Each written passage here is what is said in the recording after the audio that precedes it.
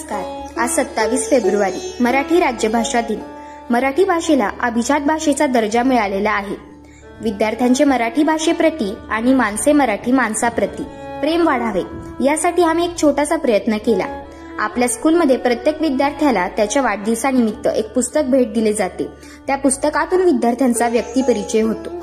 राज्यभाषा दिनानिमित्त प्रत्येक विद्यार्थ्याने त्या व्यक्तीविषयी माहिती देणारा तक्ता तयार केला आणि त्या माहितीचे संपूर्ण सादरीकरण पाहुण्यांपुढे केले, ज्यातून विद्यार्थ्यांचे वक्तृत्व चांगले होण्यास नक्कीच मदत होईल. माझे नाव केतकी अभ्यांश आहे. मी इयत्ता 6वी मध्ये शिकते. आज मी तुम्हाला कुसुमाग्रजांबद्दल थोडक्यात सांगणार आहे.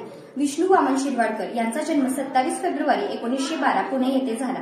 त्यांनी त्यांचे शिक्षण पुणे व नाशिक येथे पूर्ण केले. त्यांनी अनेक कविता लिहिल्या, जसे की उठा उठा चिवताई, नाचरे मोरा आणि कणा या त्यांच्या कविता देखील प्रसिद्ध झाल्या. त्यांचं आणखीन एक नाटक आहे, ते देखील प्रसिद्ध झाले. त्या नाटकाचे नाव होते नटसम्राट. या नाटकासाठी त्यांना ज्ञानपीठ पुरस्कार देखील प्राप्त झाले. माझे नाव विष्का विकास देशमुख. 27 फेब्रुवारी हा दिवस जगभरात मराठी भाषा दिन म्हणून साजरा केला जातो. मराठी भाषा ही महाराष्ट्रासह अनेक देशांमध्ये बोलली जाते. जगभरातील सर्वाधिक देशांमध्ये बोलल्या जाणाऱ्या भाषांमध्ये मराठीचा समावेश आहे. अनेक दिग्गज कवी, लेखक यांनी मराठी भाषेमध्ये उत्तम कलाकृतींची निर्मिती केली आहे. मराठी भाषेला सन्मान मिळवून देण्यासाठी कुसुमाग्रजांनी कायम प्रयत्न ठेवला, म्हणून त्यांच्या जन्मदिनी आपण मराठी भाषा दिन साजरा करतो. धन्यवाद.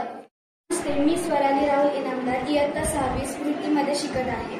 आज मी तुम्हाला अभंग निरूपण याचे महत्त्व सांगणार आहे. निरूपण म्हणजे काय, तर निरूपण म्हणजे अभंगाच्या सुरुवातीला अभंगाचा अर्थ व विषय ज्याच्यातून सांगितले जाते त्याला निरूपण असे म्हणतात. निरूपणामुळे आपण अभंग ऐकताना आपल्याला त्याचा आनंद चांगल्या पद्धतीने घेता येतो व त्याचा अर्थ आणि विषय चांगल्या पद्धतीने कळतो. धन्यवाद. ज्यातून विद्यार्थ्यांचे वक्तृत्व चांगले होण्यास नक्कीच मदत होईल. अशा प्रकारे आम्ही राज्यभाषा दिन उत्तम प्रकारे साजरा केला. धन्यवाद.